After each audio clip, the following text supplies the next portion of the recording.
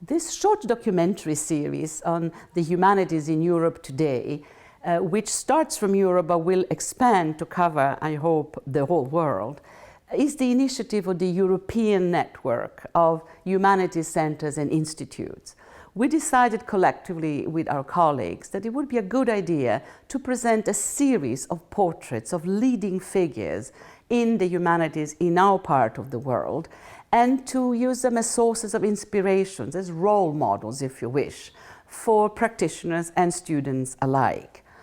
The portraits of these very sort of charismatic, highly accomplished, distinguished professionals accomplishes another aim. It allows us to trace a genealogical sort of portrait of where the humanities have been, where they are at today, and where they could go, insofar as each person that we interview is asked to trace their own itinerary, past, present, and future.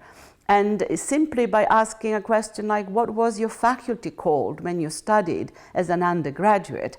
And noticing the semantic, the institutional, the political transformations that the field has gone through. Just by doing that, I think the viewers should be in a position to measure the extent of the changes and the extent of the vitality of the field.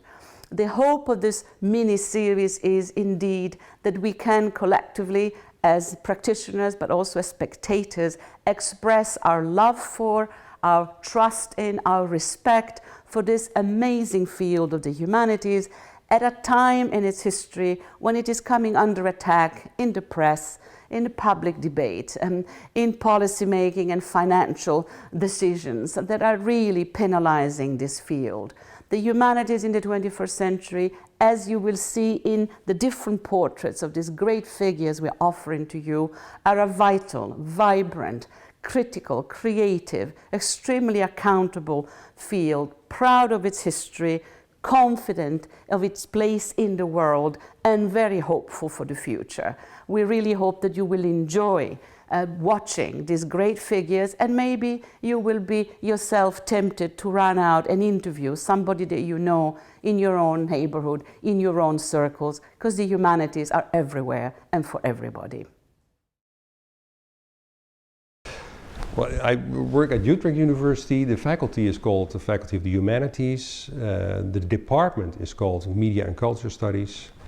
Within the Department of Media and Culture Studies there are very different programs, from gender and ethnicity to media, art and performance studies to film and television studies. And I am very much in between. I've always been very much in between. So I do not really belong to any of these islands,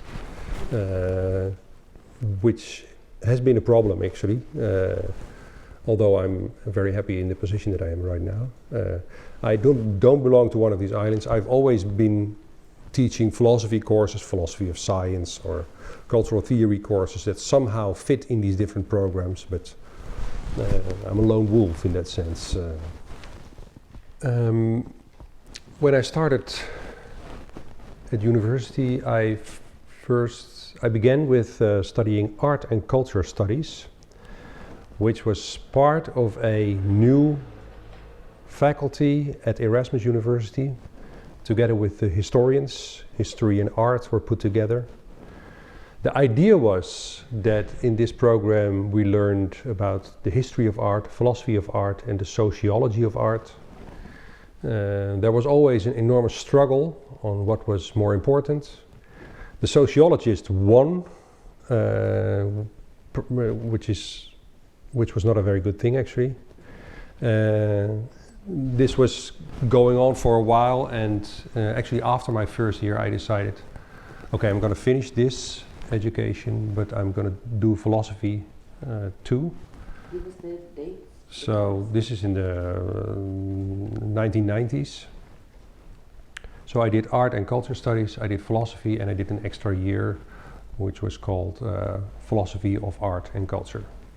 So those were 3 different degrees that I got. So I was not at the humanities faculty. I was at a faculty which had no idea what it was. At Erasmus University there was a strong history of sociology, and they somehow were too afraid to experiment with something else, so in the end it turned more and more into sociology. What attracted me to philosophy was that at Erasmus University too there was a really good group of people working on the philosophy of man, on philosophical anthropology as it was also called, and that was really so much better than anything I got with my first trajectory. Yeah, and I didn't know what it was, but I knew that I was very much attracted to it, very much attracted to French theory, to contemporary theory. So I went in that direction. And it was only when I came to Utrecht University that I kind of discovered the humanities. My first love was art, yes. I wanted to become a guitarist, actually, classical guitar. I still play it sometimes, and I wanted to go to conservatory, but then I found out that at the conservatory they were mainly interested in kind of repeating classical music. There was not so much freedom for experimentation, and I was interested much more in that. So that's when I thought, okay, well, I should just do something with art, and I was interested in theory somehow, so that's how I came to university. Yeah, very much from the art perspective. Art and theory could be considered opposites. I don't think they are. I think they are both very much about creativity, and that's also the kind of philosophy that I like, creative philosophy, creative thinking. And I think in that sense that I was very much attracted to the work, for instance, of Gilles Deleuze, in which creative thinking is so important.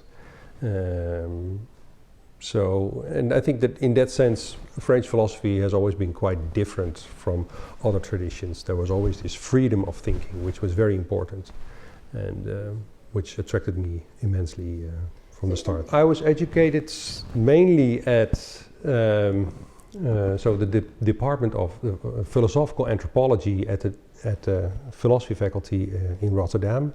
Henk Oosterling was teaching there. He was teaching about Foucault, about Deleuze, and he was very much involved in the city, in what happened in the city. So I liked this very hands-on approach. So when I did my PhD, Henk was involved. He was not my first supervisor because of political stuff. When I finished I was always in contact with the people at Philosophical Anthropology. I took Paul Patton as my second promoter because he could play the cards, he knew how it worked. Henk was part of my committee, but I was really raised in this critical Rotterdam tradition. It was really a small group of people, but very active. They still are. Many students are attracted to it, although now there too Anglo-Saxon philosophy is becoming more and more dominant. There's still a very powerful group of thinkers at Rotterdam University, which I feel very much attracted to. And this group definitely has a very strong activist angle. They are very involved in what happens in the city, in the issues that are at stake today. Yes, I was always very much attracted to it. I came to Utrecht University in 2007. I was attracted to Utrecht University because of the large humanities faculty. As said, I was not very familiar with such a faculty because I came from a very marginal background in that sense. I immediately felt at home at Utrecht University because French philosophy or contemporary cultural theory was not so much dominant in the faculty, but there were people all over the place who studied in Paris, who knew what these thinkers were all about, some of them were actively doing literary studies with French thought, media studies with French thought. So yes, I saw enough possibilities to collaborate here. At the moment I am working at the Media and Culture Studies department. My background, as said, is in art and philosophy, which means that well, you can consider me a generalist or whatever kind of term you like to use. Activist is also good, actually. But that means that I'm not a film theorist, I'm not a television theorist. New media is interesting, but I'm not a strict new media scholar. I always feel attracted to collaborations with the arts and ways of seeing urgent problems connected to the theory that we are interested in at these different programs. So at the moment I'm only teaching in the honors program and in the research master's program, which is really about free thinking, creative and critical thinking, which is actually what I like the most, and I think that I am very much on the right place, in the right place there. I think the humanities in particular have always been very much interested in the arts, very closely linked to the arts and to philosophy. I think that over the past 50 years the humanities have kind of, out of scaredness, delved into other areas, much more methodologically sound or much more applied research. In the end, I think that the kind of thinking that the humanities should be interested in always has to do with a kind of art and a kind of philosophy, and that is what I see happening in all of these different programs. It needs to be mentioned more, and it needs to be out. We need to be more clear about that, about the fact that art, in whatever kind of form it comes to us, and philosophy are actually the two pillars upon which our thinking rests. Can creativity be thought is actually a very interesting perspective. I don't think creativity can be thought. Maybe nothing can be thought in the end. We should think about teaching much more performatively in that sense. Thinking has to happen, and creativity has to happen also in classrooms. And it is up to the teacher, but also to the students, to create a kind of atmosphere in which something can happen. And of course the teacher has to prepare and the students have to prepare, but still it depends upon the moment where creativity kicks in. And I think we should try, as the humanities, to pay much more attention to kind of how this kind of moment is being created. I very much like to do very classical close reading in class, and the reason is that the texts that I like, the texts that I want to read in class, are very carefully written, are very dense. So best classes are the classes in which you talk for 3 hours about 3 pages. If you have the time to read this with the greatest possible care, then the kind of creativity that has been put in this work by these major figures in European thought can be activated again, the same way as artworks can be activated by taking the time to look at them or to experience them or to think about what's going on in a performance. You need time to work on it, and that doesn't happen if you give a summary of what Gilles Deleuze or Michel Foucault or Spinoza is talking about. You have to make it work So there is a performance element in it. And the performance element means that some very particular sentences need to be spelled out, and students have to feel what the power of these sentences are and what the potential and virtual powers are and how they can be put to work. As said, I'm also very much interested in activism in that sense, because I think that once you do this kind of close reading, you can link it to various practices that all of these students are interested in, to all the current issues that are troubling our world today.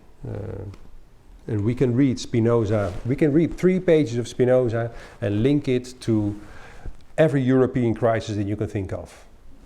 And that will be very much a creative moment, I'm sure of it. The text has to be performed, and I play a role in that as a teacher. I think the students also have to play a very active role in it. There has to be a moment. Sometimes it doesn't work. Then you pick the wrong quotes, or students haven't read it. And then, yeah, okay, better luck next time. But if it works, then it can be very fruitful. And you get it back. Students come back to you years after saying, that was the moment when something happened. And I remember that moment, because I know that something happened. When I think of my future and the ambitions I have in academia, I'm not very much focused on getting a career in the sense of getting all different kind of postdoc positions and then moving from one place to the other. I think that here in Utrecht too, there are many possibilities to be realized. It can also be elsewhere, but here too, something is going on. I think that this emphasis on creative and critical thinking is more and more possible within these research master degrees. And I think that in Utrecht there is a kind of potential to develop this also in more structural programs. The big problem, as always, is that capitalism is also at work in our university, in the national funding agencies, which I think has a very bad effect on pretty much everything, but it also turns the humanities into a very scared kind of discipline, where we think that we have to hold on to studying language and culture, which are 2 very difficult concepts, concepts that can be very conservative in their explanations, in the way they work into the humanities. So I hope, and I hope I can be part of that, I hope to liberate the humanities, or parts of the humanities, or groups of people from this scaredness, from this idea that we have to stick to the history of the humanities also. I think what is interesting about the humanities is not so much the fact that we are the humanities, that we were gathered together around a few issues in the 19th century, but the fact that this whole idea of creative and critical thinking can be revitalized in many different perspectives. So we don't need to hold on to these concepts like language and culture. Why not just pick other concepts? Today, issues like subjectivity might still be very useful, so we don't have to get rid of everything. Subjectivity should be on the top of the menu, but also an issue like what is nature, what is the earth, what is technology, are questions that might not have been that pressing in the humanities in the 19th century. I guess they are, but they have been considered, they have been conceptualized many times in relation to this more dominant story of language and culture. I think that we should rethink the humanities quite radically, and we don't have to kind of build upon this history that we've this was a nice history, but let's go for something else. I've always been a great fan of the Center for the Humanities because it is interested, at least this is my experience, in exploring new realms, in exploring the state of the humanities today. So a very experimental approach towards theory, very open towards new areas, and for instance the environmental humanities, which has difficulty getting a place within the bachelor and master structures that we are supposed to have in these educational institutes. The environmental humanities are a very powerful force in contemporary theory. It's difficult to do this at the university today, but then the centers for the humanities are a very nice free haven or oasis to experiment with these new realms of thought, to really do what the humanities should always be about, being creative and critical thinking. So the environmental humanities, but also other fields like the technological humanities, or all these new fields of thinking can be experimented with in something like Center for the Humanities, because the basic questions are at stake. I think the humanities is a nice name as long as we are not paralyzed by its history and not paralyzed by the concepts that have been dear to us for a long time. We should be bold and creative and experimental enough to rewrite this history and to compose it completely anew. Which also happens in the sciences, of course. At the moment when, for instance, quantum mechanics started, there was a completely new rethinking of physics. Was that a problem? No, that was not a problem. Let's do it. Let's see where we can go, where this takes us. So I think also in the humanities we should have the power to go in new directions. Why stick to language and culture? I don't say these are uninteresting or these are issues that should not be questioned anymore, as it also goes in physics. I mean, these older fields are still very much alive and interesting. But new directions should also be explored. And Center for Humanities can play a very important role in that. I think therefore it's very useful to any kind of university as a kind of free haven to experiment with new concepts, new fields, and let's just see where it brings us. I think that students also consider this of great importance. The fact that the humanities has the power to be creative and critical thinking in its most radical form. I think the humanities should understand that that is also one of its biggest powers, that this is where the students are really interested in. So I hope that in the near future that more universities are able to create these kind of free havens and to understand that the exploration of these new realms, that setting up centers that are somehow interested in creative and critical thinking at large are actually maybe the most important forces within faculties for the humanities, or within faculties for the humanities. What drives me is the creative moment, and that is why I listen to music, that is why I look or experience art, that is why I read the work of important thinkers, not because I want to learn about the history of thought, but because I want to be inspired, and I need that moment for myself.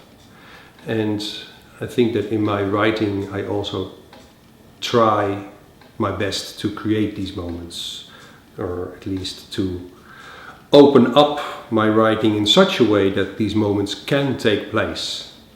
That is really what I learned from philosophers like Gilles Deleuze. Not so much doing philosophy as a kind of historiography or a kind of rethinking of the important concepts in the history of philosophy, but really about creating the moment in which something can happen, in which transversal connections can take place. So that's what drives me. Yeah, to talk with Francis Bacon, a moment where an accident happens, which shows us how both history and future re-emerge completely different. That's the moment that I always hope to find.